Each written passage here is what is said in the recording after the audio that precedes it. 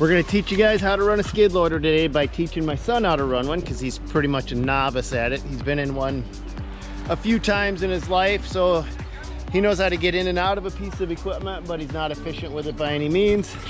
And today, Colton, what we're gonna be doing is grabbing this dirt and carrying it down and dropping it in the brown spots down there. And all I want you to do is just pick it up, carry it down, and drop it.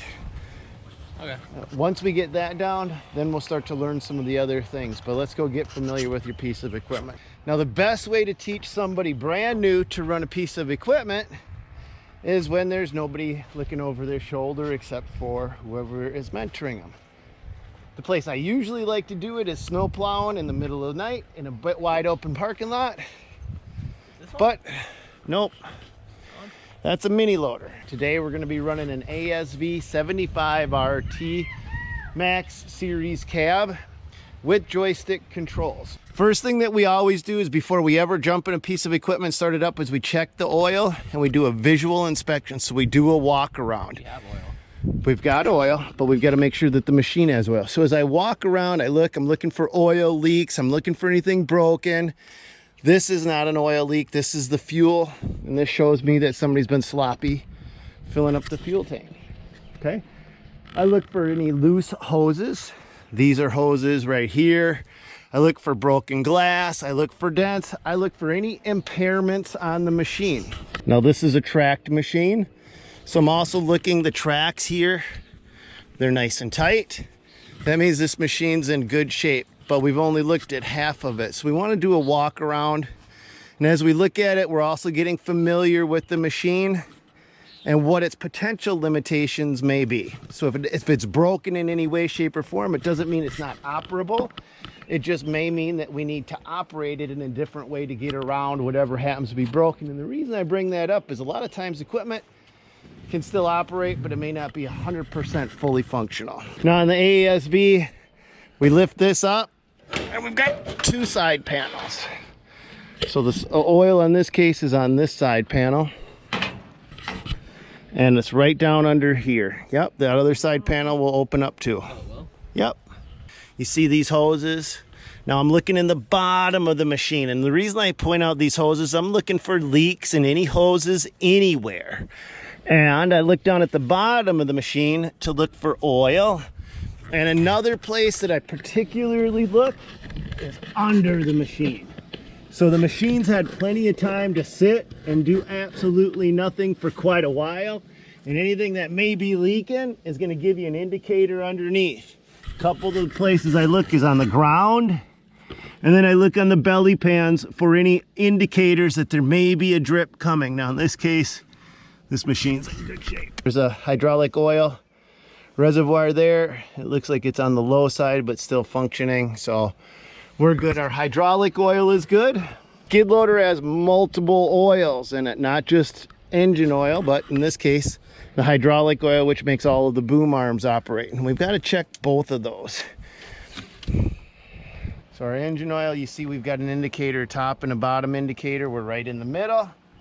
So we're good to go. Okay. So the machine's passed initial visual inspections, right? Yeah. Nothing, no red flags, no alarms going off, no, you know, what do I do? You had seen like an oil mess anywhere, that would have been an indicator to stop. If you would have seen like a spill on the ground, you don't fire up the equipment. All right, so in this case, what we're gonna be using is just a dirt bucket, and that's perfectly fine. This is the best place to start. Go ahead and hop inside. Now we're simply at first just going to get familiar with how the machine is laid out. I know it looks complicated, but it really isn't. This is your throttle. Yeah, I saw that. This is probably keyhole. Yep, go ahead and put the key in. Now we'll have a control panel that comes up here. Here's our screen. You're going to use that screen because when you go backwards, this becomes your backup camera. When you're going forward, this is where you look, and then both sides. First thing that has to go down is your lap bar. There you go. Now close your door. There you go. Now we're just going to let the machine warm up for a minute. Then when we're ready to run it, we're not going to run it at full throttle. We're just going to run it a little bit above idle.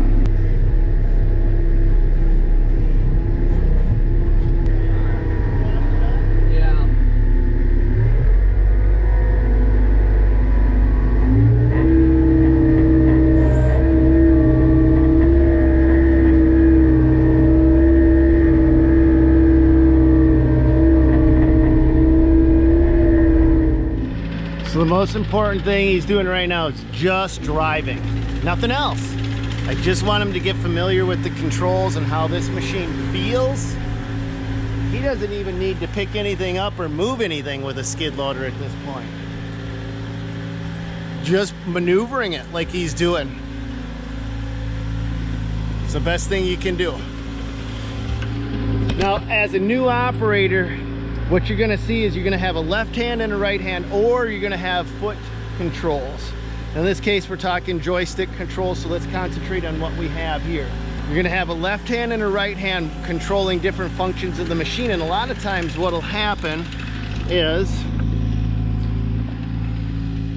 you'll have an operator that stops the machine, and then he'll lower the bucket, get it in position, then drive that machine forward, then he'll scoop that back, and instead of doing left, right, or bucket controls, then running the machine, then running the bucket, eventually you want to graduate up to running everything together.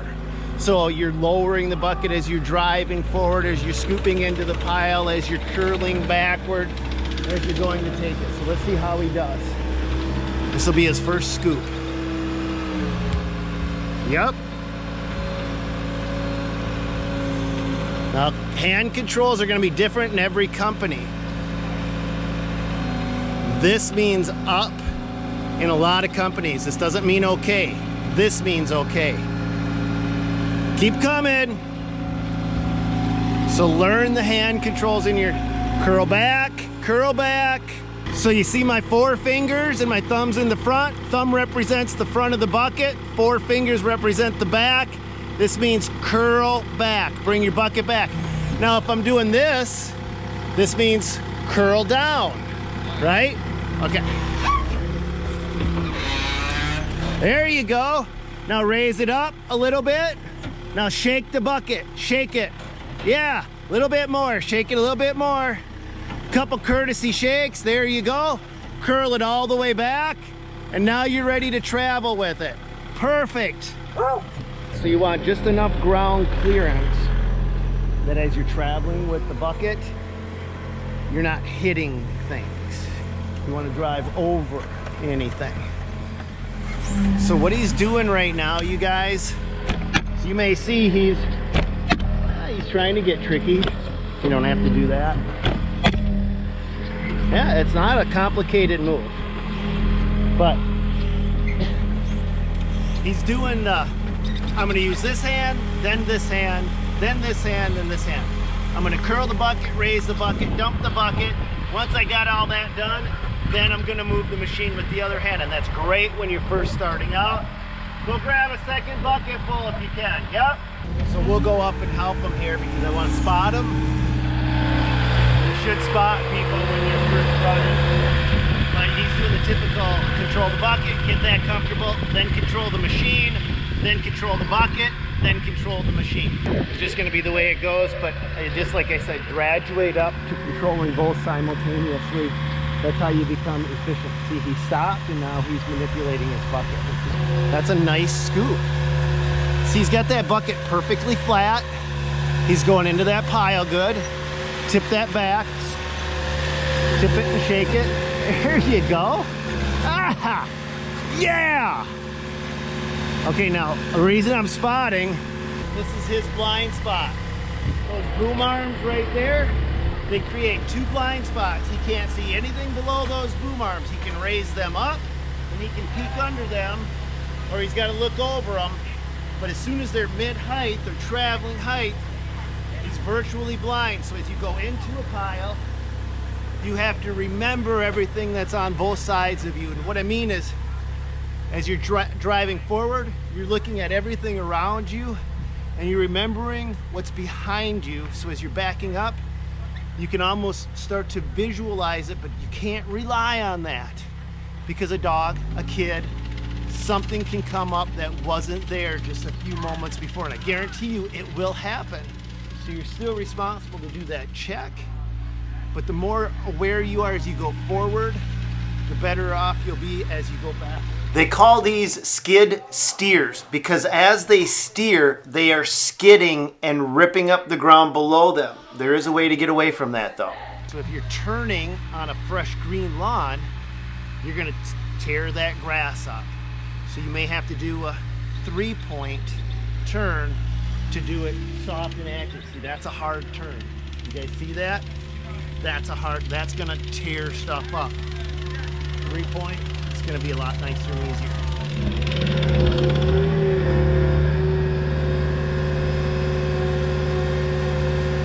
You guys see that? I'm controlling the machine, now I'm controlling the bucket. That's not a bad height. He should have been a little bit more down with this front of his bucket, but it don't matter. Yep, flip it back. There we go. Now he's probably gonna do a hard turn. Not the end of the world though. Ah, he's going all the way down. Huh, that's one way of doing it.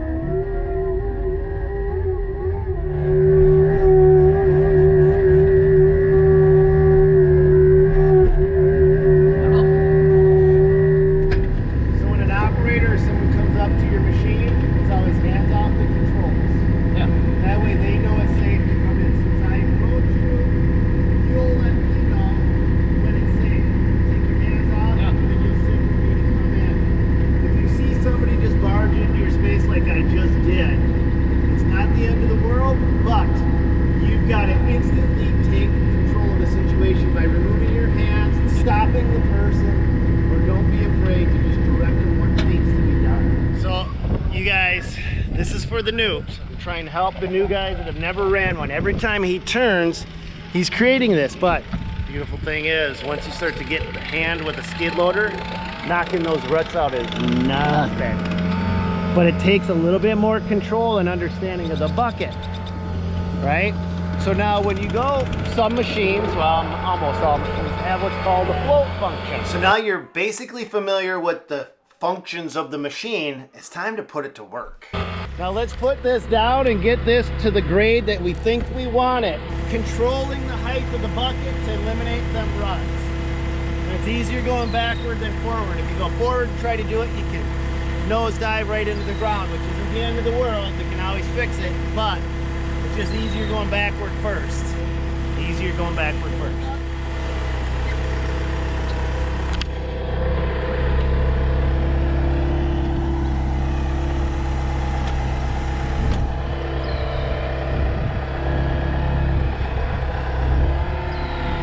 There you go. Now you got rid of your ruts. Go up there and do it again. Raise your bucket up. Put the front of your bucket so you can grab this. Yep.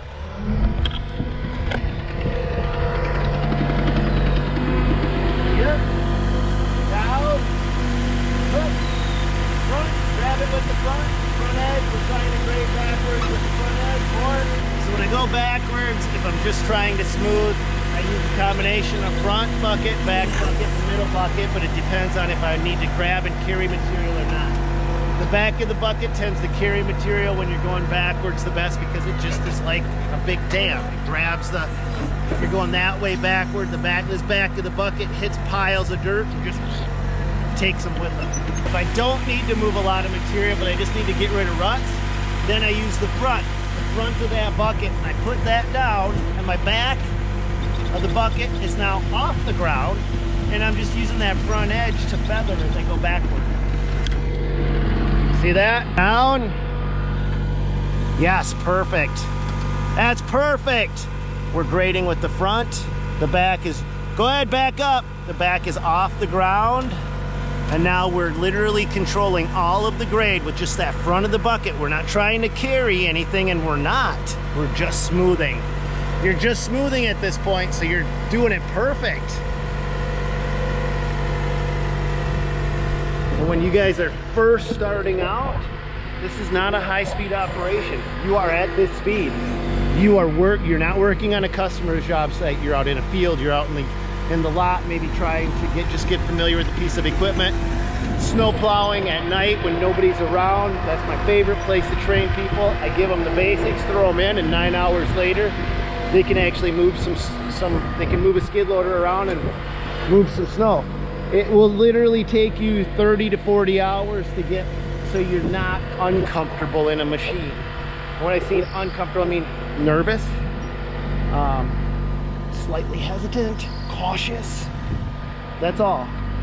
I'm not saying proficient. I'm not asking you to be proficient, because it takes a while.